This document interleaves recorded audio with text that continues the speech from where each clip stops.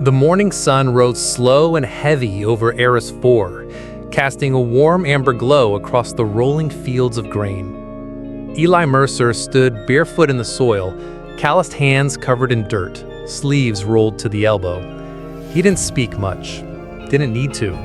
His land listened. He moved with purpose, checking irrigation lines, shooing away skitterbirds from the tomato vines, adjusting the solar shields that guarded his crops from the twin suns' scorching heat. A man molded by the land, not by war. Eli was once a colonist, then a husband, then a father, now just the farmer. His wife gone to sickness, his daughter taken by the frost years ago, and all that remained was the dirt and the quiet. People thought he stayed on Eris 4 out of stubbornness, but they didn't understand. This land held memory. Hers, theirs. It was sacred. While most settlers moved into domes or off-world, Eli stayed behind. Not for glory, not for pride, just because he couldn't leave what still whispered her name in the wind. He never held a rifle after the war back on Titan. Didn't care for politics or plasma rifles, but in every seed he planted, every storm he survived, there was resistance and strength. Perched on the edge of the porch, half buried in flower petals and rust, was a drone. Not sleek, not fast, just old, like a tired dog that refused to leave its post. It used to hover beside his daughter, Lila, back when her laughter still filled the fields. She named it Peep, painted it pink, though most of the color had chipped off by now. Still, it blinked when Eli passed, just once, its way of saying, "I'm here." He kept it charged, never reprogrammed it, let it tell the same bedtime stories it once told her. Sometimes at night, when the wind howled too loud, he'd sit on the porch and let Peep talk. Once upon a time, a little girl planted a tree on a red world. He never answered, just listened. That drone was the last thing that remembered her voice, her tiny hands clutching his shirt, her dreams of building a school on Eris 4. She was the reason he never left. Her ghost walked with him between the corn rows, her memory carved into every post and panel. She was gone, but she had mattered, and as long as he breathed, she still would. The first whispers came through broken calms, half-garbled reports from miners on the moons of Bastion, our posts going dark, refugee ships filled with wide-eyed families and stories too wild to be fiction. The Corthan Dominion, a name older than maps, a horde of species under one banner. Cruel, efficient, silent. They didn't conquer with speeches or demands, just silence, then ash. By the time the news hit Eris 4, panic spread like wildfire. The colony's airfield buzzed with departing vessels. Local militia drills doubled. People packed what they could, left gardens unharvested. But Eli? He stood in the middle of his field, arms crossed, eyes fixed on the horizon. "Sky still blue," he muttered. "Soil still warm." The Corthan didn't scare him, not because he was brave, because he'd already lost everything once. What more could they take? But even Eli felt it, the way birds no longer sang at dawn, the way the AI weather monitor flickered with static and patterns that didn't match known storms. Something ancient was moving through the stars, not mindless, not merciful. And for the first time in years, Eli's shovel felt light, like it might need to be something else. Governor Halden stood atop the community tower, voice trembling through loudspeakers. Effective immediately. All colonists are to prepare for emergency evacuation. Shuttle priority to families with children. Coordinates have been set for safe system relocation. People screamed, hugged, ran. Others prayed. But not Eli. He stayed behind the crowd, leaning on a rake. A reporter from Earth tried to film him. "Why aren't you evacuating, sir?" He didn't look at her, just kept his eyes on the soil. This land remembers blood. Mine, my family's. It's not giving up now. The drone hovered beside him, silent, blinking. Neighbors begged him to go. The governor offered a direct seat on the evac shuttle. Still, Eli declined. This isn't just land. It's what's left of her. And I won't leave it behind for some damn empire to burn. When the last ships lifted off and dust swallowed the horizon, Eli remained. One man, one drone, and the field of grain. The message came encoded, embedded in an old soil drone buried beneath Eli's barn. A relic from Earth's early expansion days. He almost didn't notice it, but the blinking green light caught his eye one dusk. He plugged it in, static, then a voice, familiar. Old Earth dialect. Eli Mercer, Colony ID, Eris-4-213A. Command Protocol, Omega Sentinel. Auth Code, Redstone-Alpha-7. He stepped back, brow furrowed. We can't send a fleet. The Dominion spread too fast, too far. But if they meet our kind and think we're weak, they'll come for Earth next. You're what we've got. You know the land. You know loss. Show them what we're made of. Eli stared at the message. Silence. Then he whispered, I'm a farmer. But deep down, he knew this was more than a call for defense. It was a call for remembrance, for everything humans were: grit, spirit, rage, love. They didn't need an army. They needed a story. One that would echo in alien halls long after the last field burned. He didn't build war machines, didn't craft battle plans. He built traps, trenches, floodlines. He rerouted the water tables to create natural pitfalls, coated his crops with spores that induce hallucinations in non-human species, crafted sonic lures using the hums from Peep's database, sounds that mimicked Corthan distress calls.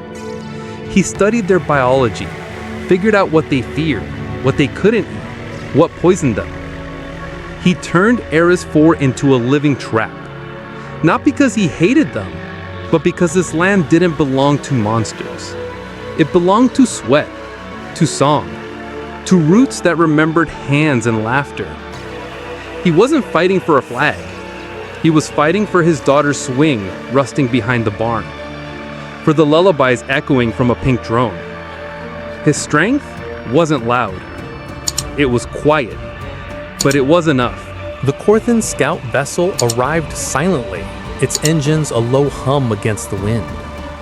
They didn't announce themselves, just hovered, watching. Eli stepped out onto his porch, shotgun slung, Peep blinking beside him. He didn't shout, didn't move, just nodded. This is my land, he said, and if you want it, you'd best be ready to bleed for it. He didn't know what tomorrow would bring. Maybe death, maybe fire, maybe nothing. But he'd made his choice. He would stand, not as a soldier, but as a father, a farmer, a human. And if the stars were watching, they'd remember this. They sent an army. We sent a farmer. The stars outside Eris 4 shimmer with a cold indifference as the Corthan Dominion's flagship, a colossal warship, hovers over the planet. A fleet of sleek strike ships emerges from its belly, like vultures circling their prey. These are the Corthans, the galaxy's elite, an advanced alien empire whose military superiority is unmatched. Their warriors, heavily armored and armed with weapons capable of reducing entire cities to rubble, land in perfect formation. Their leader, Commander Torath, surveys the desolate landscape with the kind of pride reserved for conquerors. Humanity won't stand a chance, Torath mutters, his voice dripping with disdain. They expect a fight, a battle with armed humans, military resistance. They've crushed many civilizations before. They have the numbers, the firepower, the strategy. But as their boots touch the soil of Eris 4, there's no resistance. No human soldiers with rifles drawn, just the silence of an empty world. What they don't realize yet is that the enemy they're about to face is not an army, but a single farmer. And this farmer is prepared in ways they can't even begin to imagine. The Korthans, expecting submission, broadcast their terms to the world. Their message is clear. Surrender now and your people will be spared. Refuse and your planet will burn. The transmission ripples through the airwaves of Eris 4, reaching every receiver on the planet. In the small, humble cabin where Eli Mercer lives, the broadcast echoes. But Eli doesn't panic. He doesn't gather weapons or call for reinforcements. He remains steady, his eyes focused on the small plot of land he tends to with the same love and dedication he's had for years. Without a word, Eli turns off the broadcast, his fingers brushing against the worn surface of his daughter's old Eddie drone. The soft hum of the drone fills the silence of the room as he goes back to his work, digging into the soil like any other day. His response is simple, unfazed. His heart beats steadily, each pulse in time with the rhythm of the land that has sustained them. No words, no defiance in his voice, just his presence, an unspoken declaration of defiance. The Korthans watch, waiting for a sign of fear, a cry for mercy. Instead, they're met with nothing but the image of a solitary man tending his crops. The Korthans make a critical mistake. Leave one behind to monitor him, Commander Torath orders. The rest of us will move forward. He's just a farmer, no need to waste resources. The soldiers nod, smug in their superiority. They leave one officer behind, a young Korthan named Zar, to keep an eye on Eli while the rest continue their advance. Zar is a seasoned warrior, trained in the art of subjugation. He's armed to the teeth, with enough firepower to annihilate entire towns. But Eli, as always, remains unperturbed. Zar watches from a distance, looking down at Eli from a high ridge. He sees the farmer working his fields, unaware of the impending danger. Zar's mind races, filled with contempt and disbelief. A farmer, that's all he is. The Korthans could crush him in a second if they wanted to. What could he possibly do to stop them? What Zar doesn't realize is that the true danger lies not in weapons or armies, but in the mind of the man who has lived, breathed, and bled for this land. And Eli Mercer, a farmer, is far more dangerous than any Korthan can imagine. The night falls over Eris 4, blanketing the land in an eerie quiet. The Korthan patrol drones, which have been circling the area, searching for any signs of resistance, are suddenly no longer visible. Zar, the Korthan officer, watches in growing frustration. Where are they? The drones should be reporting back by now. His communicator crackles with static. He glances to the horizon. Nothing. The silence stretches longer. The Korthans, despite their advanced technology, are beginning to realize that something is very wrong, but they have no idea what's coming. The drones are gone, disappeared into the night without a trace. The vast open land, which seemed so tranquil and unassuming, has become a battleground in a way the Korthans never thought possible. What Zar doesn't realize is that the land itself is working against him. Eli has laid the groundwork, hidden traps, subtle but lethal mechanisms that the Korthans' technology can't detect. The land is alive with danger, and the Korthans have no clue. Morning light spills across Eli's field, casting long shadows over the earth. The Korthan tank, a massive armored beast, rumbles toward the farm, its treads grinding the soil beneath it. The Korthans are confident. Their tanks have crushed entire battalions before. This will be no different. But they've made one fatal mistake. The ground beneath the tank's weight gives way. The massive machine lurches, and with a deafening roar, it falls into a hidden irrigation trench Eli had dug years ago, designed for just such an occasion. The tank's weapons fire randomly into the air as it tilts, struggling to maintain balance. But it is useless. The Korthons inside shout in panic, but the tank's advanced systems fail to compensate for the terrain. The machine is stuck. A smile creeps across Eli's face as he watches from his cabin, his hands steady as ever. The Korthons had underestimated the land. They had underestimated him. Eli had spent years shaping this land, knowing its strengths, its weaknesses, its rhythms, and now it had fought back. Eli walks out to the field, his boots crunching against the dirt. The Korthon tank, a massive armored beast, lies helplessly in the trench, its once proud weaponry now reduced to a useless hulk. Eli stands in front of it, hands on his hips as if inspecting a job well done. He raises his comm device and broadcasts a simple message. You're fighting nature. Nature wins. The message rings out across the Korthon channels, a declaration of defiance.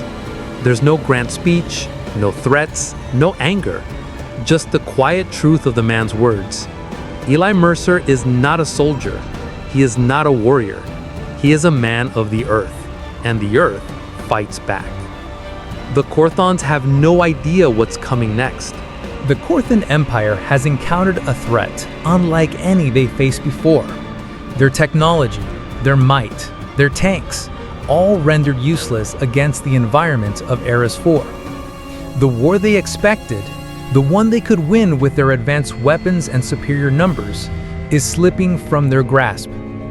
The Korthons, once confident in their power, now face a war they cannot win. The land itself, manipulated and shaped by Eli's hand, is an unrelenting force. The ecosystem of Eris 4 fights back with every trap, every snare, every natural weapon that Eli has set in place. As the Korthons try to adapt, they realize too late that it's not their weapons or their army that will decide the outcome of this war. It's the farmer. And in this new kind of war, the greatest strength is not in firepower, but in ingenuity and resilience. The Korthons have underestimated humanity, and now they will pay the price. The sun sets on the barren fields of Eris 4, its crimson rays casting a soft glow on the weathered surface of Eli's land. A once peaceful farm, now a battleground of ingenuity and defiance. Eli, weathered but resolute, stands by his old weather drones. They aren't state-of-the-art machines, no high-tech weaponry, just humble tools of a forgotten era. Yet, in Eli's hands, they've become something far greater, a symbol of human adaptability. The Korthons, with their advanced weaponry and endless fleets, underestimated humanity. They thought Eris 4 was a barren, insignificant world, but Eli knew better. His eyes scanned the horizon, the knowledge of this land coursing through him. The Korthons might control the skies, but he controlled the soil beneath his feet.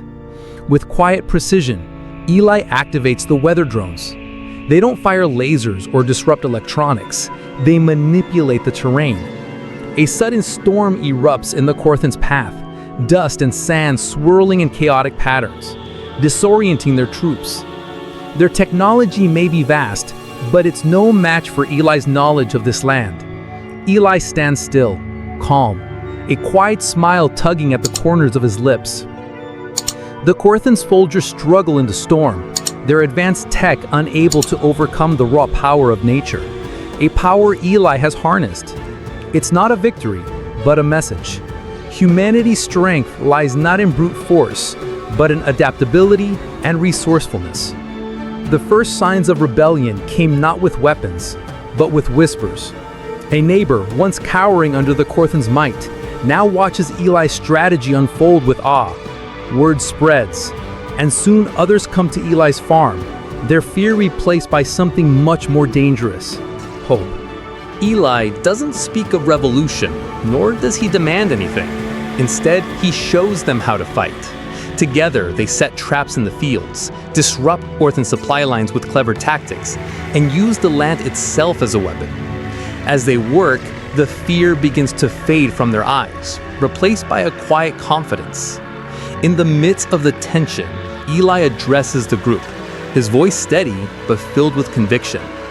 They might have their ships, their soldiers, their machines, but they don't understand this land. They don't understand us. The locals rally behind him, a united front of farmers, traders, and children who once thought themselves powerless. Now, with Eli's guidance, they fight not for revenge, but for their right to exist. The resistance grows, not through brute force, but through unity and purpose. And as more join their cause, the Korthans begin to notice the growing wave of defiance. The Korthans' response is swift and brutal. Their sleek ships descend like vultures, blotting out the sun. Their ground troops, armored and relentless, begin to move in, a show of overwhelming military might designed to crush the resistance before it can even take root. But Eli isn't afraid. He watches from the high ground, his eyes sharp as ever. The Korthans may be technologically superior, but they've underestimated the will of humanity. This isn't just about weapons or numbers. It's about the strength of the people fighting for something far greater than survival. It's about pride, identity, and their land. The Korthan soldiers march in, their footsteps heavy, their technology advanced. But the moment they step onto the land, they encounter something they never expected: the full force of human resourcefulness. The simple traps and the clever use of terrain slow their advance. The Korthans' technology is powerful, but Eli's people fight with the determination of those who have nothing left to lose. As the Korthans press harder, Eli takes the next step, training the locals. The land, once a source of simple survival, now becomes their greatest weapon. Using old farming tools, Eli shows them how to redirect the flow of water, turning the land into a trap for the Korthans' advance. The villagers learn to use the dust storms to their advantage, disorienting the enemy and making them question everything they thought they knew about warfare. Under Eli's careful tutelage, they train, not to be soldiers, but defenders of their homes. Every successful tactic reinforces their growing sense of power, and the fear that once gripped them begins to vanish, replaced by the fire of resistance. As the resistance intensifies, so does Eli's inner turmoil. Late at night, as he stands alone, staring out over the fields, memories of his lost daughter, Leela, resurface. She was only a child when the Korthans first arrived, innocent and full of hope for a future on Eris 4. But that future was torn away when they took her, when they took everything from him. In a series of flashbacks, Eli recalls her laughter, her questions about the stars, and the promise he made to protect her.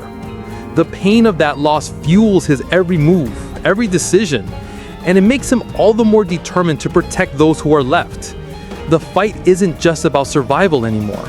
It's about honoring her memory and preventing others from suffering the same fate. As the conflict escalates, Vornak, the Korthan commander, begins to see something he didn't expect in Eli: a mind sharp enough to outwit the most sophisticated war machines.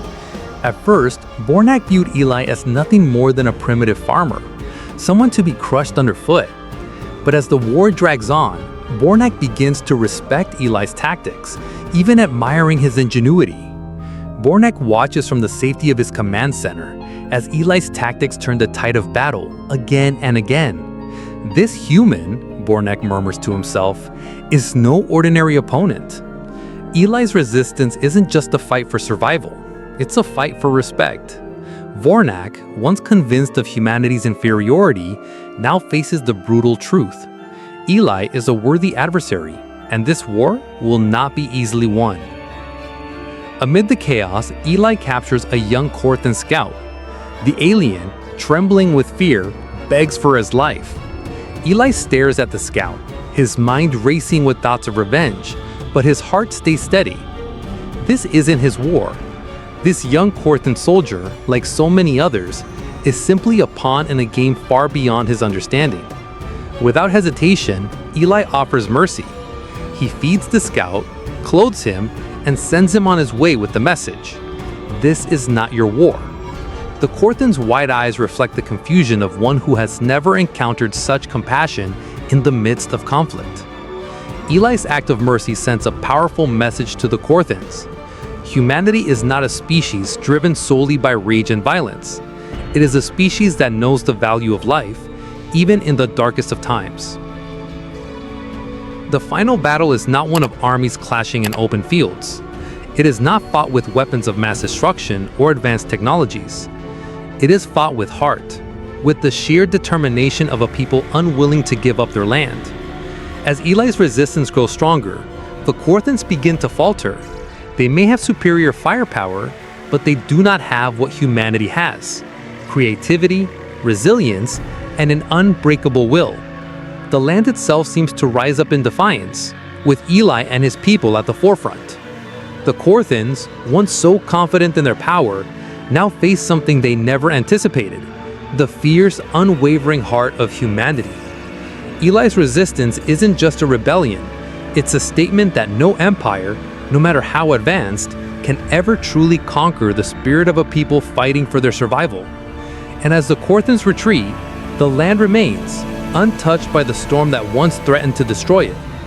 Eli stands tall, a symbol of humanity's greatest strength, not in weapons, but in the heart. The stars flicker overhead as Eris 4, once a quiet world of untamed landscapes and fragile peace, braces itself for the coming storm. The Korthan fleet looms in orbit, a monstrous array of ships, each a testament to their empire's technological supremacy. Across the planet's surface, the Earth trembles with the onset of an orbital bombardment, brilliant streaks of light crashing into the soil, setting the sky ablaze with firestorms. Vornak, the Korthan general, watches the destruction unfold on his command screen, his alien face expressionless as thousands of lives are erased in an instant. "Earthlings," he mutters, "time to finish what you started." Below, humanity fights with whatever means they have left. Ground forces march across the scorched earth, their massive boots leaving imprints that will last long after the conflict ends. Flame weapons previously hidden are unveiled. Infernals of fire sweep through the landscape, consuming all in their path, a brutal reminder of the Korthan resolve. They underestimated humanity before, but now they have seen what remains: desperate, relentless resistance. As the Korthan bombardment rains down, Eli stands among the survivors, his weathered face set with a grim determination. The villagers, colonists, and refugees gather, their eyes filled with a silent resolve. In the heart of their gathering, Eli holds up a makeshift weapon, a crude but powerful hybrid of human ingenuity. "This is what we've got," he says, the weight of the moment pressing down on him. The people around him nod, their own homemade weapons at the ready. Firearms crafted from scavenged parts, makeshift grenades from household chemicals, and a dozen other simple yet deadly devices are distributed. No Korthan fleet in the galaxy could have foreseen the power of human creativity when it's driven by necessity. "This is what we fight with," Eli continues, rallying the fighters. "This is Earth's final stand, and we will show them that it's not their technology that wins battles, but the heart behind the weapons." The unity among the ragtag group is palpable. Each person, whether armed with a rifle or a slingshot, feels the weight of what is to come. Together, they are more than just survivors. They are a force to be reckoned with. Eli watches the landscape, his mind racing through every inch of Eris 4, every river, every mountain, every grove of trees. He knows the land as intimately as he knows his own heart. With the Korthan forces closing in, Eli's ingenuity becomes their greatest weapon. He calls upon his knowledge of the planet's terrain, assembling a team to engineer a devastating natural defense. Damming the rivers creates a flood that will sweep away the invaders, the rising water as much a weapon as any gunfire. Solar mirrors are positioned to concentrate the sun's fury into lasers powerful enough to tear through the Korthan machines.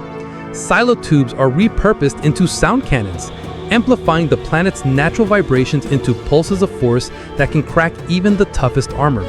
"We turn the land into our ally," Eli declares, the spark of hope igniting in his eyes. His deep connection to the environment, once a quiet strength, becomes humanity's most potent weapon. The final battle erupts with thunderous ferocity. The Korthon fleet descends in waves, their technology terrifying and impenetrable. But the humans of Eris 4 are not unprepared. The land itself has become their weapon. Eli watches as the floodwaters begin to rise, swallowing Korthon vehicles whole. The solar mirrors blaze in the sky, slicing through the alien fleet with blinding precision. The sound cannons roar, sending shockwaves through the invaders' ranks, causing havoc in their otherwise unstoppable march. In the thick of the battle, the humans fight with every ounce of strength and resourcefulness they possess. There's no clean war here, just chaos, grit, and the raw will to survive. Despite the overwhelming power of the Korthon forces, humanity's ingenuity, driven by the need to protect what is theirs, keeps them standing. The terrain becomes a battlefield of its own, with the planet itself seeming to fight alongside them. This is no longer just a war of technology, this is a war of survival. Amidst the clash of metal and fire, Vornak arrives on the battlefield. His armored frame towers over the wreckage, his eyes cold with the certainty of victory. He surveys the damage, and then his voice rings out through the comms, demanding Eli's surrender. Surrender, human. Vornak's voice is a growl. You have fought well, but this is the end. Your people will be crushed beneath our might. There is no escape. Eli stands amidst the chaos, his face smeared with dirt and sweat. There is no fear in his eyes, only a quiet defiance. We'll never surrender, Eli responds, his voice carrying across the battlefield. You sent soldiers to take, we sent a farmer to grow. Guess who lasts longer? Vornak sneers, his confidence unshaken. Your stubbornness will be your undoing. The confrontation between Eli and Vornak is not just the one of strength, but of ideals. Vornak represents the cold, calculating power of an empire built on dominance. Eli, however, is the embodiment of humanity's resilience. His defiance cuts through the battlefield like a blade. You sent soldiers to take, we sent a farmer to grow. Guess who lasts longer? In that moment, Eli is not just a man standing against an alien general. He is the embodiment of all of humanity. The strength of the human spirit, unwavering in the face of annihilation, is their greatest weapon. Vornak's eyes narrow, but there's something else now, a flicker of doubt. The humans, against all odds, are not just surviving, they are winning. As the battle rages on, the Korthon fleet begins to suffer inexplicable malfunctions. Their technology, advanced, impervious to most forms of attack, starts to break down. Systems fail, engines sputter, and communication lines fall silent. At first, the Korthons are confused, then frantic. The cause is a microscopic weapon, a bioengineered virus designed by Eli. The tiny organisms infect the Korthon fleet, causing catastrophic failures in their systems. The very environment they sought to conquer has turned against them. This is nature's revenge, Eli whispers, watching as the Korthons struggle to contain the damage. Their technology is vast, but it is vulnerable to the smallest forces of nature. Defeated, not by firepower, but by outlasting and outthinking the Korthon war machine, Vornak, his pride shattered, orders a retreat. His fleet limps away from the planet, crippled by human ingenuity and the might of a world that refused to bow. The humans have not just won a battle, they have proven that even in the face of the most technologically advanced forces in the galaxy, humanity's spirit, creativity, and connection to their world are their greatest strengths. As Eli watches the Korthon fleet retreat, he knows this victory is not just for him or for Earth. It is for every world that refuses to surrender to the tyranny of superior power. This is humanity's moment. The Korthon fleet loomed over Aris IV, their ship slowly retreating, their once unyielding presence now marred by the scars of battle. The once mighty empire, which had expected an easy conquest, now found itself licking its wounds. Their retreat was more than just a tactical withdrawal. It was a symbolic fracture of their invincibility. The Empire's leaders, faces obscured by the cold metallic sheen of their war chambers, exchanged uneasy glances. They had underestimated the humans of Aris IV, an oversight that would haunt them for generations. On the bridge of the lead Korthon dreadnought, Commander Vornak stood, his claws gripping the railing as he watched the planet shrink in the distance. His mind was a whirlwind of conflicting emotions. Defeat had not been in his plans, and yet here he was, The Korthans had planned to crush humanity beneath their heel, to bend them to their will and secure their dominion. Instead, they had been outwitted, outlasted, and left questioning everything they thought they knew about the galaxy. Across the Empire, news of the retreat was broadcasted, yet the official announcement spun a different tale, one of a strategic victory, a narrative designed to preserve the Korthans' image. But the truth was far bitter. The damage to their fleet, the loss of their soldiers, and the psychological toll on their empire were undeniable. The Korthans had expected to expand their influence easily, but instead they found themselves facing the unpredictable nature of humanity, an enemy that could not be measured in raw power, but in resilience, wit, and sheer will. As the Korthan forces disappeared into the depths of space, they carried with them more than just the wreckage of their ships. They carried the weight of a broken empire. The cost of underestimating humanity had just begun to echo through their corridors of power. Weeks after the Korthans had retreated, Earth's fleet arrived in the orbit of Eris 4. The crews expected to find nothing but the remains of a lost world. Ruins, destruction, perhaps even a ghost town. But what they discovered was something far different. The colony, led by Eli and his group of survivors, was still standing. Not just standing, but thriving. The first Earth vessel to land, the Odyssey, descended gently to the planet's surface, its landing gear crunching into the hardened soil of the once besieged world. Commander Lena Reyes stepped out, her boots sinking slightly into the earth as she surveyed the scene. In front of her lay a thriving community, homes rebuilt, crops growing in abundance, children playing in the streets. It was as if the Korthan invasion had never happened. Eli stood at the center of it all, calm and composed as ever, directing the movements of his people. He was no general, no military mastermind. He was a farmer, a simple man who had held his ground when the Korthans had come. And now he stood as a symbol of humanity's unyielding spirit. Lena's heart swelled with awe. She had expected to find despair, desperation, and decay. Instead, she found humanity's resilience shining brighter than ever before. "How?" she asked Eli, her voice thick with disbelief. Eli smiled, a quiet strength radiating from him. "We're human. We adapt, we survive. That's what we do." The Earth delegation looked on in awe. The Korthans had come with overwhelming might, and yet they had left with nothing. But humanity had not just survived, they had thrived. This moment would forever change how the galaxy viewed Earth. The legend of Eli's defiance began to spread across the stars.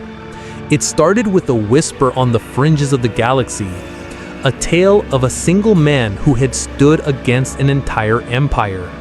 The phrase, "one farmer held back an army," became a rallying cry.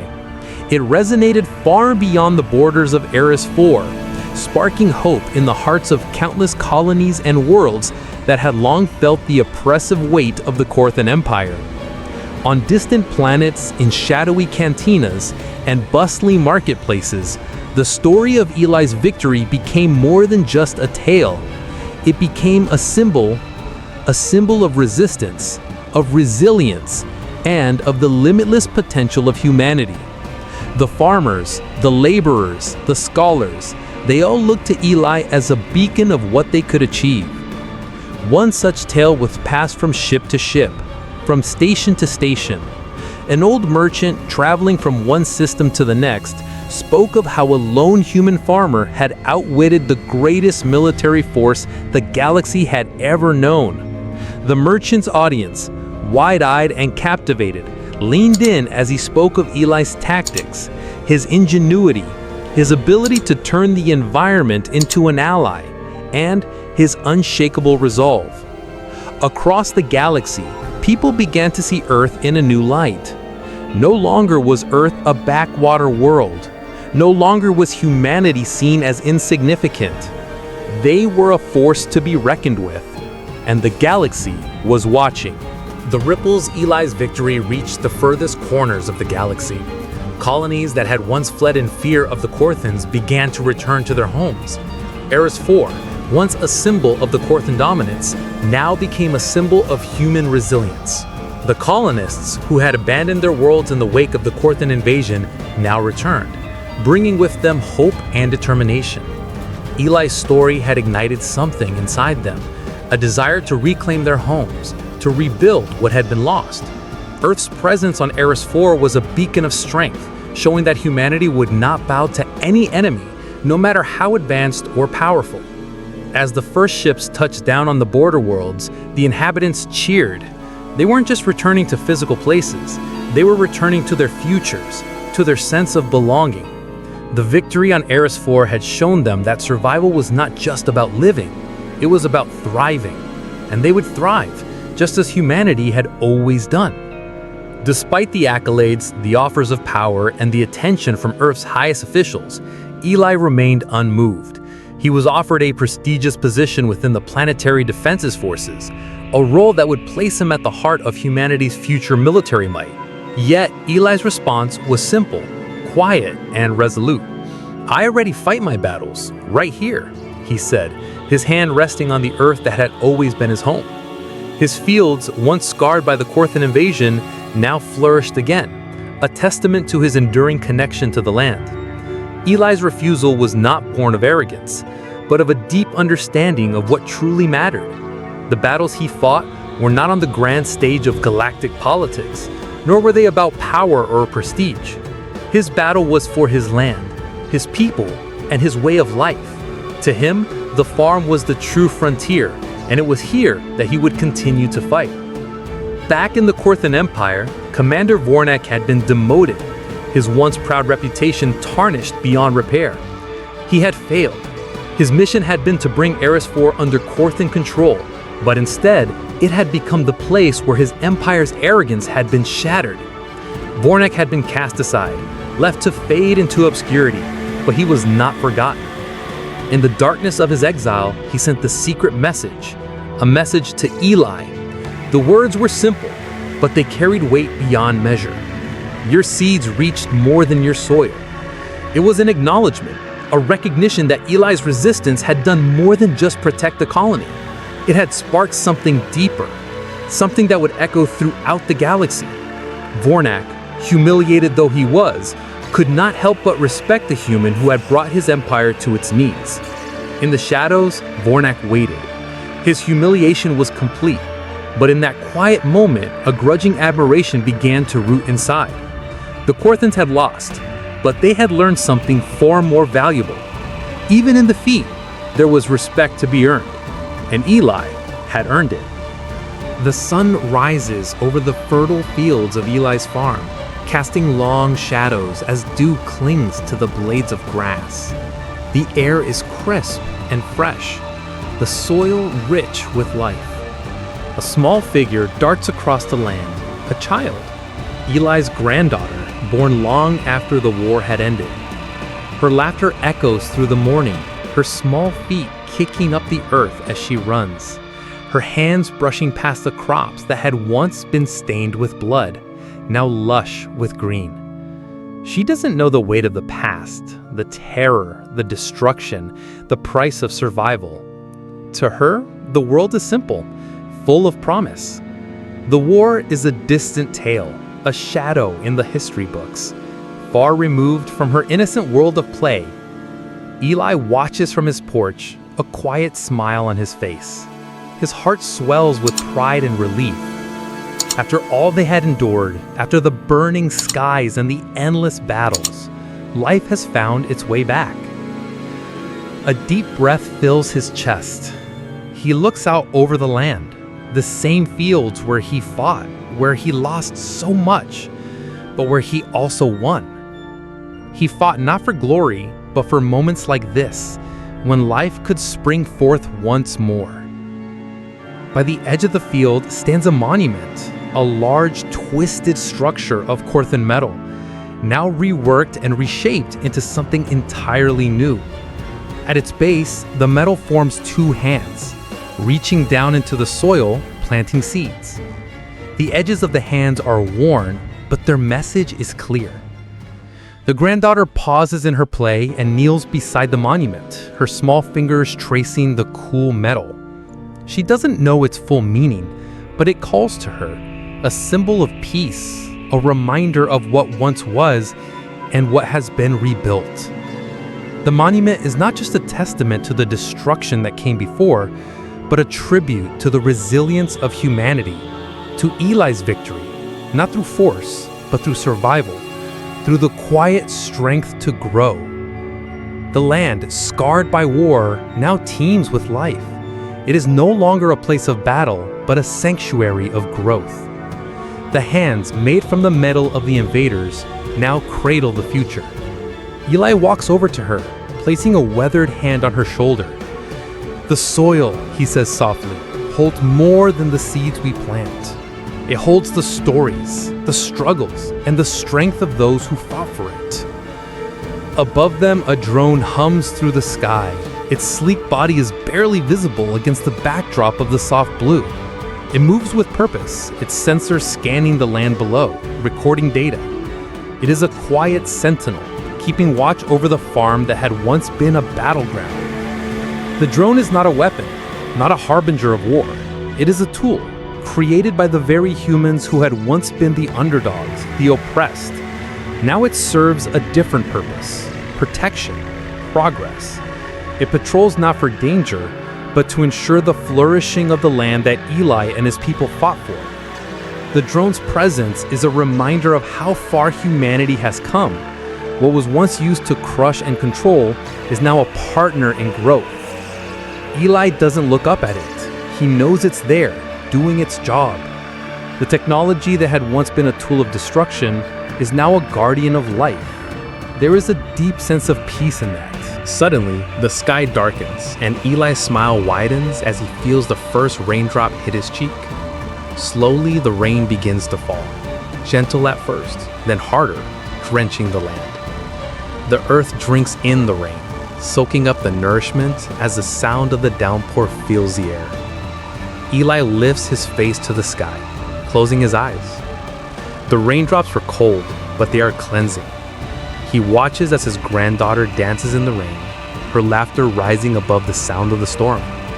She spins, arms wide, embracing the moment. The land had been soaked in blood once, and now it drinks in life.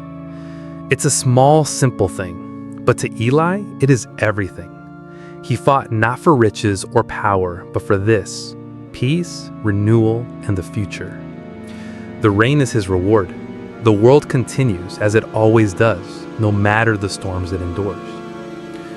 That evening, Eli sits at his desk, his hands resting on an old journal. He pauses, his mind wandering back to the war, to the struggles, to the lives lost, but also to the victories, the small moments that led to this. The pen is heavy in his hand as he writes the final line. They sent warriors, I sent life. That's how you win. He sets the pen down and looks out the window at the farm. The fields are bathed in the soft glow of the setting sun. The drone moves silently overhead, the monument of peace standing tall in the distance. His granddaughter's laughter echoes in the background. Eli doesn't need anything more. He's fought his battles. The legacy of his resistance, of his survival, will live on through the land, through the next generation. And as he sits there, in the quiet of his home, he realizes that this is all that matters. They sent warriors, but he sent life.